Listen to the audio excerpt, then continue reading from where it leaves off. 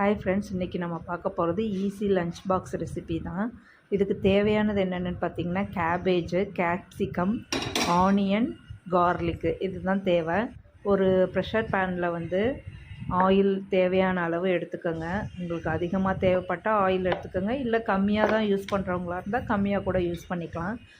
அவங்கவுங்க தேவைக்கேற்ப ஆயில் எடுத்துக்கோங்க. இப்போ பார்த்திங்கன்னா, நம்ம நசுக்கி வச்சுருக்கிற இந்த பூண்டை போட்டு நல்லா ஃப்ரை பண்ணுறோம். நல்லா ஒரு மாதிரி ரெட்டிஷாக வர வரைக்கும் நம்ம ஃப்ரை பண்ணணும்.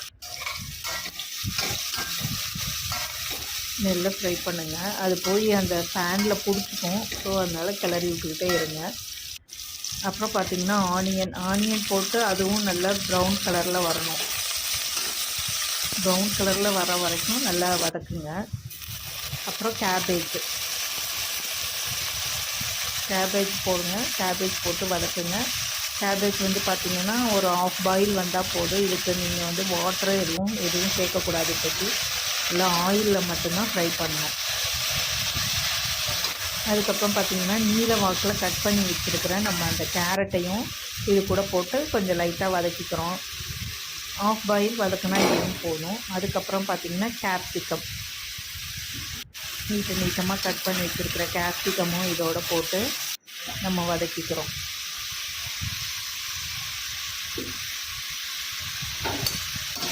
இதுவும் ஆஃப் பாயில் வதங்கினா போதும்.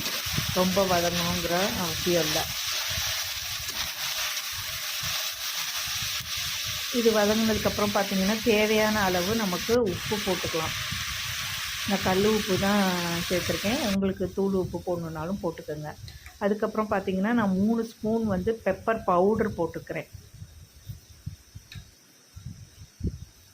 காரம் வேணும்னா நீங்கள் எக்ஸ்ட்ரா கூட போட்டுக்கலாம். இல்லை காரம் கம்மியாக இருக்கிறவங்க இன்னும் காரம் கம்மியாக கூட போட்டுக்கலாம். மற்றபடி வேறு இதில் எதுவுமே நான் சேர்க்கலைங்க. ஒன்லி இந்த உப்பும் பெப்பர் மட்டும்தான். அதுக்கப்புறம் நான் 2.5 டம்ளர் ரைஸ் வச்சுருக்கேன். 2.5 டம்ளர் ரைஸுக்கு ஆக்சுவலாக 5 டம்ளர் வாட்டர் ஊற்றணும். பட் நான் பொலன்னு ரைஸ் வேணுங்கிறதுக்காக நான் 4 டம்ளர் தான் தண்ணி வச்சுருக்கேன். வச்சுட்டு குக்கரை மூடிட்டு ஒரு 3 விசில் விடுங்க. 3 விசில் விட்டதுக்கப்புறம் ஒரு 5 மினிட்ஸ் சிம்மில் வச்சுட்டு ஆவி போனதுக்கப்புறம் எடுங்க. எடுத்தோன்னு பார்த்திங்கன்னா, நமக்கு ஃப்ரைட் ரைஸ் மாதிரி ஒரு பொலன்னு ஒரு லஞ்ச் பாக்ஸ் ரெசிபி ரெடி ஆயிரும். இது ஈஸியும் கூட, சட்டுன்னு நமக்கு ரெடி ஆயிரும். டேஸ்ட்டும் பார்த்திங்கன்னா செம்மையாக இருந்துச்சுங்க. எங்கள் வீட்டில் எல்லோரும் விரும்பி சாப்பிட்டாங்க.